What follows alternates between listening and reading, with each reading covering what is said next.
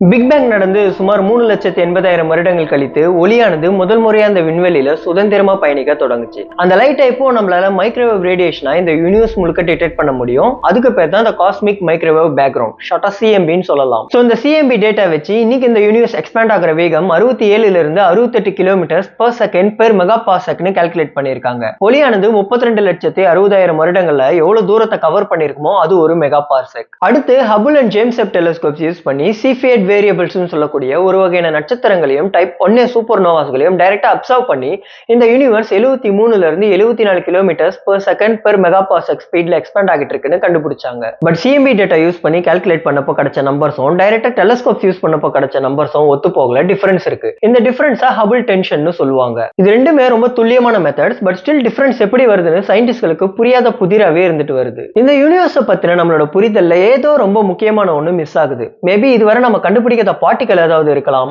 இல்லைன்னா நம்ம புரிஞ்சு வச்சிருக்கிறத விட கிராவிட்டி கொஞ்சம் டிஃபரெண்டாவே ஒர்க் ஆகலாம், இல்லைன்னா ஆரம்ப காலத்துல இருந்த டார்க் எனர்ஜி இப்ப இருக்கிறத விட ரொம்ப வித்தியாசமா செயல்பட்டிருக்கலாம். இந்த மாதிரி நிறைய காரணங்கள் முன்வைக்கப்பட்டாலும் என்னை வரை ஹபிள் டென்ஷனை சால்வ் பண்ண முடியல. விண்வெளி பத்தி ஈஸியா புரிஞ்சுக்க சேனலை சப்ஸ்கிரைப் பண்ணிக்கோங்க.